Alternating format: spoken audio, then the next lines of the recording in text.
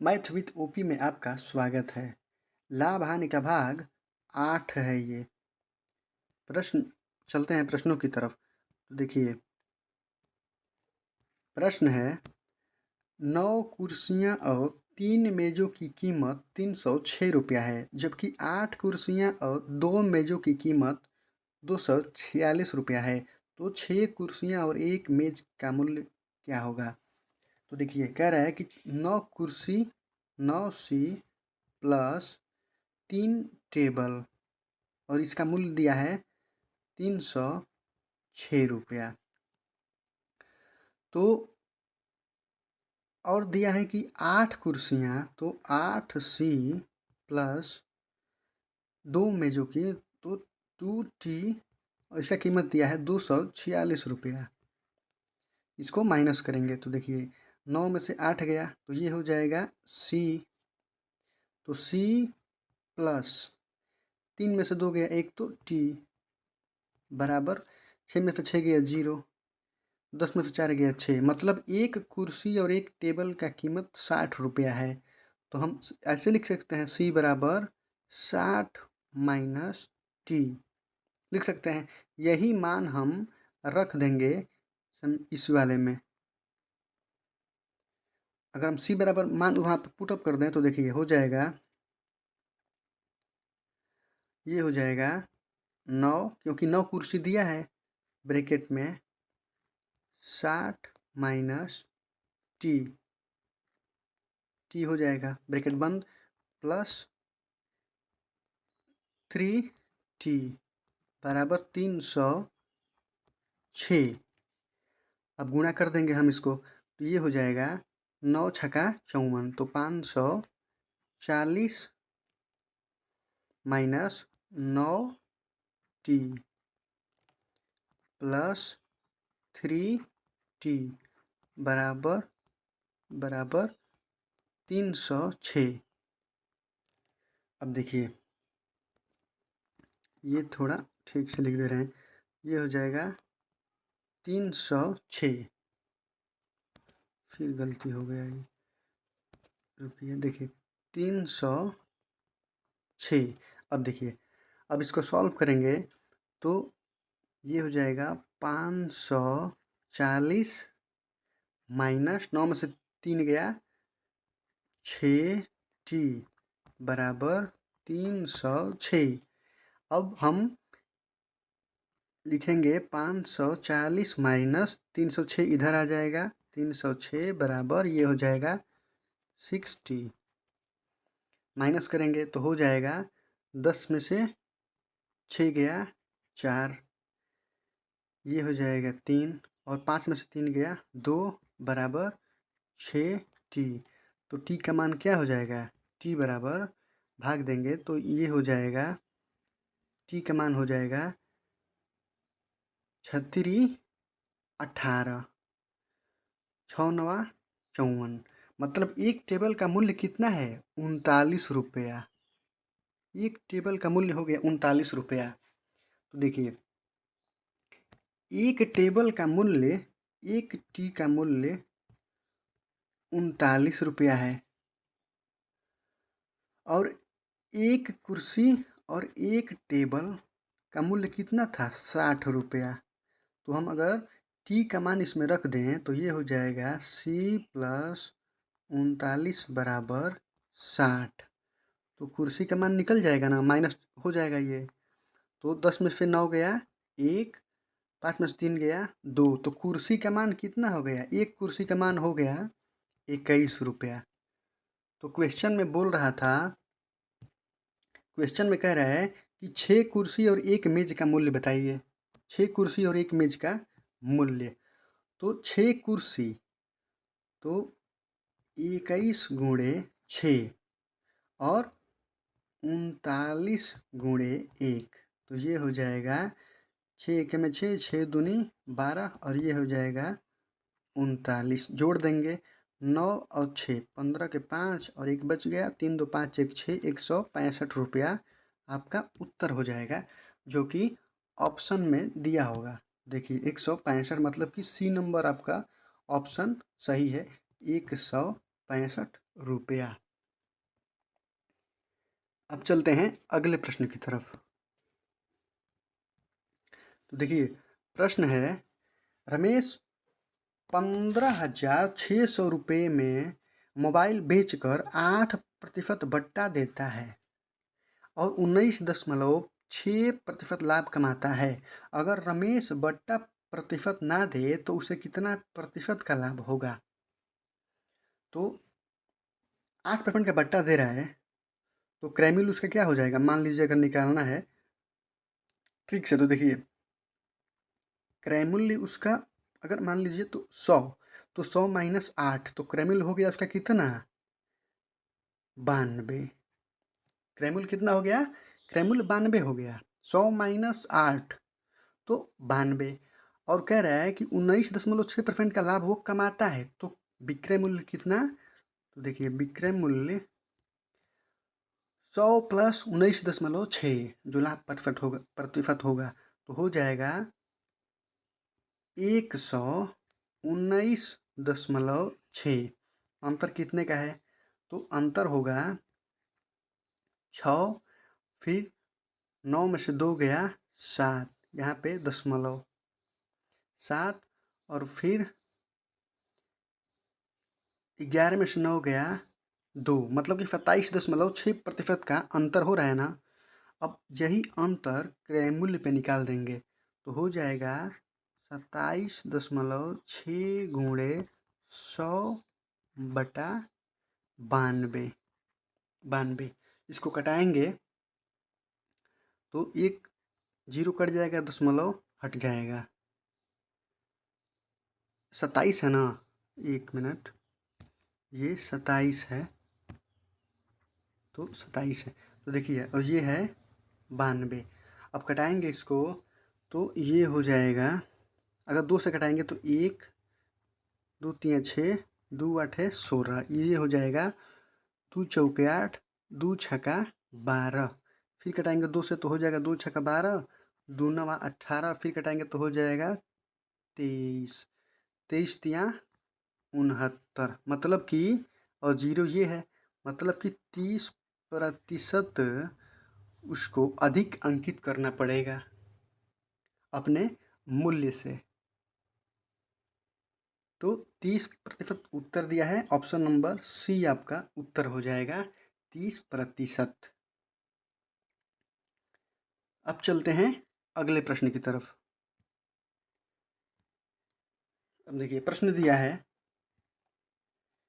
राकेश ने अपनी वस्तुओं का 3/4 हिस्सा 24% लाभ पर बेच दिया और शेष भाग लागत मूल्य पर ही बेच दिया।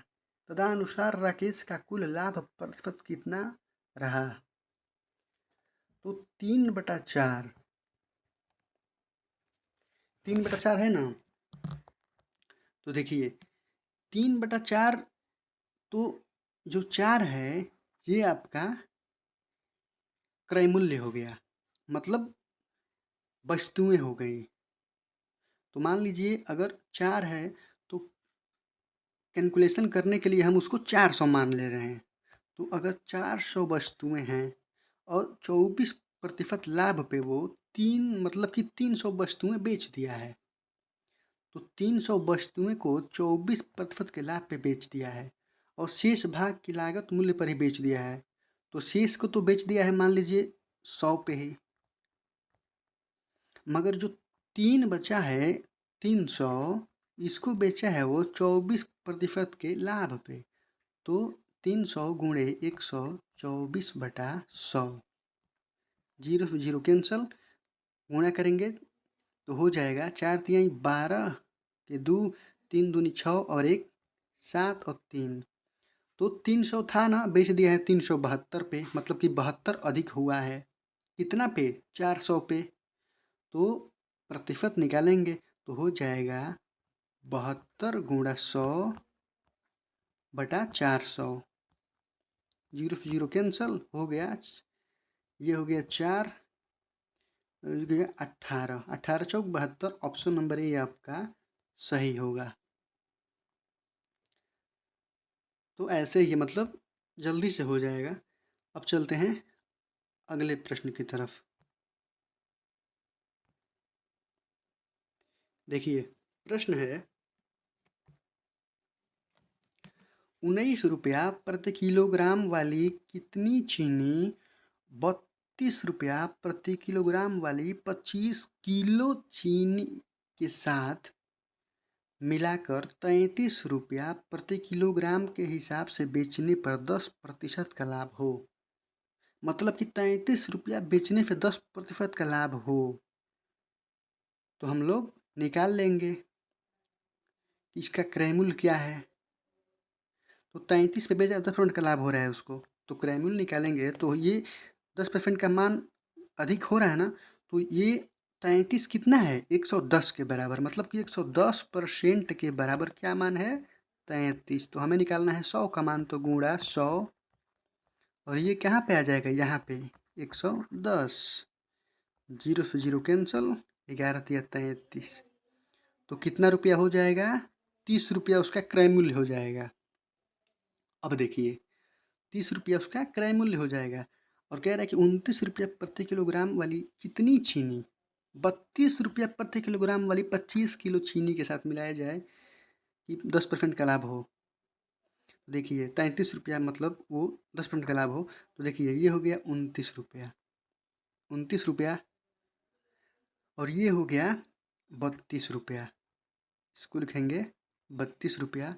इसको करेंगे हम लोग मिश्रण से और ये 30 रुपया क्रय मूल्य निकला है, तो ये लिखेंगे 30 रुपया। अब माइनस करेंगे तो देखिए ये हो जाएगा 30 में से 29 घटाएंगे तो ये हो जाएगा 1 और 32 में से 30 को घटाएंगे तो हो जाएगा 2। तो देखिए ये जो 32 रुपया प्रति किलोग्राम चीनी है, ये कितनी चीनी है कितने किलोग्राम, तो 25 किलोग्राम चीनी है। अब तो ये रेशियो में निकल गया ना, अनुपात में, रेशियो प्रोपोर्शन, तो ये तो रेशियो में निकल गया, दो संबंधी एक के अनुपात में निकल गया।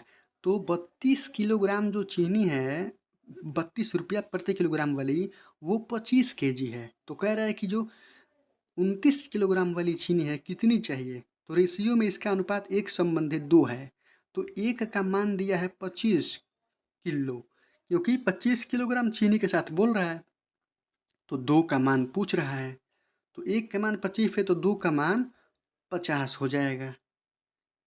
तो ऑप्शन नंबर कौन सा सही होगा, ऑप्शन नंबर डी आपका सही हो जाएगा। अब चलते हैं अगले प्रश्न की तरफ। देखिए प्रश्न दिया है एक डीलर 7660 रुपया में एक वॉशिंग मशीन खरीदता है, मुद्रित कीमत पर 12% की छूट देता है, उसके बाद भी वह 10% का लाभ कमाता है। वॉशिंग मशीन पर मुद्रित कीमत बताइए, मतलब कि उसका अंकित मूल्य पूछ रहा है वॉशिंग मशीन का। तो देखिए इसका मूल्य, एक डीलर मशीन खरीदता है कितना में 7660 रुपया में और 12% की छूट देता है, 10% का लाभ कमाता है।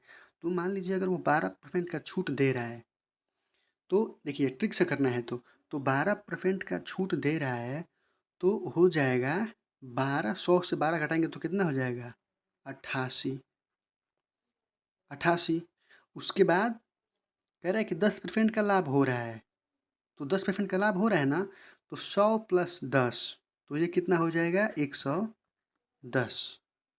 अंतर कितने का है 110 और 88 घटा देंगे 110 से तो कितना हो जाएगा, तो ये हो जाएगा 22, 22। अब हम 22, 88 का कितना परसेंट है, तो देखिए 22 गुणा 100/88, 22 चौक 88 और ये हो जाएगा 25, मतलब कि 7660 रुपया जो है ना, इसका 125% हम निकालेंगे, वही उसका अंकित मूल्य होगा। ये कटाएंगे 25 से तो हो जाएगा 5 बार में, ये हो जाएगा 4 बार में, इसको कटाएंगे तो ये हो जाएगा 4 एकम में 4, फिर 4 नवा 36, फिर 1 और 4 पछे 20, अब 1915 में 5 से गुणा करेंगे तो हो जाएगा 5 5 25, यहीं पे लिख दे रहे हैं। गुणा करेंगे इसमें तो हो जाएगा 5 5 25, 5 का 5 और 2 7, 5 9 45 के 5 4 और 5 का 5 4 9, 9575 रुपया, जो कि ऑप्शन नंबर ए आपका सही होगा। अगर इसमें आपको कहीं समझ में ना आए तो हमसे पूछ सकते हैं। देखिए हम डायरेक्ट 88 यहाँ पे इसलिए लिखे ताकि हमें 7660 का कैलकुलेशन ना करना पड़े। ये वाला अगर कॉन्सेप्ट आप समझ जाएंगे ना तो बहुत क्वेश्चन पे अप्लाई होगा। हम इसको समझाए हैं अपने पहले वाले वीडियो में, उसको जाके समझिए। तो देखिए 88 इसीलिए हम माने हैं। अंतर हो गया 22, 22 का हम निकाल देंगे कितना परसेंट, क्योंकि इसी पे जो छूट दे रहा है 100 पे ही छूट वो देगा और फिर उस पर वो लाभ कमाएगा। इसीलिए हम 88 माने हैं, 88 मान के उसको निकाले हैं। तो आज के लिए इतना ही, फिर मिलते हैं कल। Thank you.